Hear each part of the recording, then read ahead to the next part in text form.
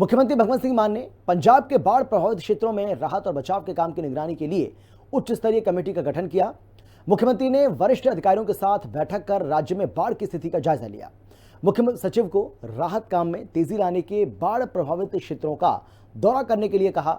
लोगों को संकट से निकालने के लिए राज्य सरकार की दृढ़ प्रतिबद्धता दोहराई। पहाड़ी क्षेत्रों से नदियों में जलस्तर बढ़ने से राज्य में हालात गंभीर हो गए। पंजाब के मुख्यमंत्री भगवंत सिंह मान ने 3 वरिष्ठ अधिकारियों की एक उच्च स्तरीय कमेटी का गठन किया है, जो राज्य के बाढ़ प्रभावित जिलों में चल रहे राहत और बचाव कार्य की दैनिक आधार पर निगरानी करेगी। बाढ़ की स्थिति का जायजा लेने के लिए एक उच्च स्तरीय बैठक की अध्यक्षता करते हुए मुख्यमंत्री ने कहा कि राजस्व विभाग, जल संसाधन और खाद्य एवं नागरिक आपूर्ति विभाग के वरिष्ठ अधिकारियों वाली ये कमेटी अमृतसर और दूसरे बाढ़ प्रभावित जिलों में स्थायी रूप से तैनात रहेगी।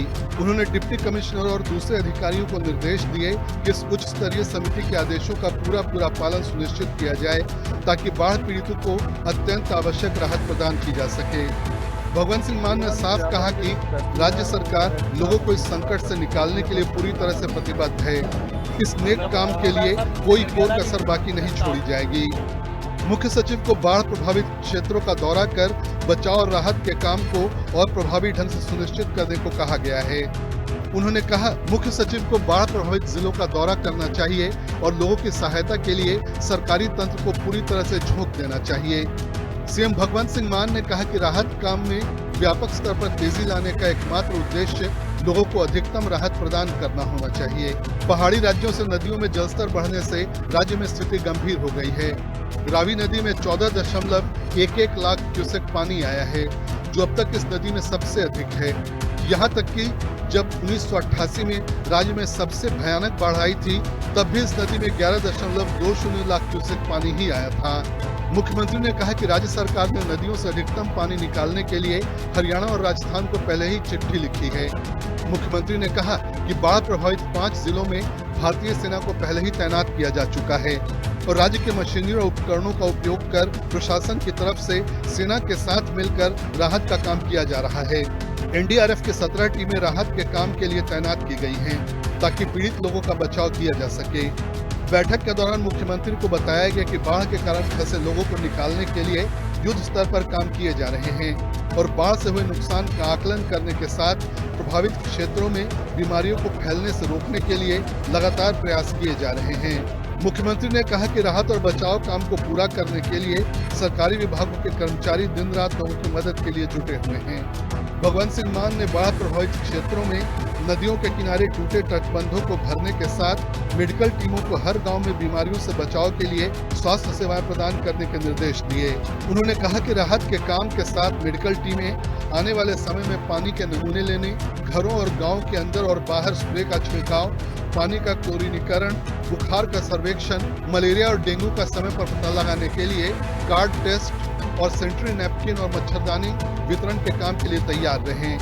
मुख्यमंत्री मान ने यह भी कहा कि जल आपूर्ति और स्वच्छता विभाग को गांव में साफ और पीने योग्य पानी उपलब्ध कराने के लिए पानी के टैंकरों को तब तक सेवा में लगाया जाए जब तक जल आपूर्ति योजनाओं के माध्यम से आपूर्ति पूरी तरह से बहाल नहीं हो जाती। इसी तरह पानी की गुणवत्ता जांचने वाली टीमें सभी गाँव में पानी की गुणवत्ता की जाँच करें, ताकि किसी भी महामारी के फैलाव से बचा जा सके। उन्होंने कहा कि बाढ़ प्रभावित गाँव के लोगों को पानी के साथ साथ सूखे राशन की किट, चीनी, चावल, आटा, घी, दूध पाउडर उपलब्ध करवाया जाए। बाढ़ प्रभावित निचले गांवों से पानी निकालने के लिए पंपिंग का काम पहले ही युद्ध स्तर पर चल रहा है। उन्होंने मंडी बोर्ड और लोक निर्माण विभाग को बाढ़ प्रभावित क्षेत्रों में पुलों, सड़कों और सरकारी इमारतों को हुए नुकसान का विस्तृत सर्वेक्षण करने के लिए भी कहा। भगवंत सिंह मान ने कहा कि प्रभावित लोगों को राहत शिविरों और मेडिकल शिविरों के माध्यम से और यहां तक कि उनके घरों तक जाकर चिकित्सा सहायता प्रदान की जाए। गांव में मोबाइल मेडिकल यूनिट तैनात की जाए, ताकि लोगों को उच्च गुणवत्ता वाली स्वास्थ्य सुविधाएं प्रदान की जा सके। बाढ़ प्रभावित गाँव में डेंगू के लार्वा का पता लगाने के लिए समर्पित एंटी लार्वा टीमें तैनात की जाए। विशेष टीमें गाँव का दौरा कर लोगों को मलेरिया, डेंगू, दस्त, टाइफाइड और त्वचा संबंधी समस्याओं जैसी बीमारियों को रोकने के उपाय के बारे में जागरूक करें। उन्होंने कहा कि इन बीमारियों से निपटने के लिए सामूहिक प्रयासों की आवश्यकता है। प्रभावित पशुओं के उपचार और टीकाकरण, पशुओं के कीटाणुनाशन और चारा, फीड की व्यवस्था के लिए बड़ी संख्या में पशु चिकित्सा टीमें तैनात की जाएं। गांव में व्यापक स्तर पर स्वच्छता अभियान चलाने के साथ जल जनित बीमारियों के फैलाव को रोकने के लिए फॉगिंग टीमें तैनात की जाएं और सैनिटरी और मनरेगा कार्यकर्ताओं को गांव की सफाई का काम सौंपा जाए। इसके साथ ही उन्होंने नालियों में ब्लीचिंग पाउडर का छिड़काव करने के लिए भी कहा, ताकि दुर्गंध को रोकने के साथ इससे होने वाली बीमारियों के फैलाव को रोका जा सके।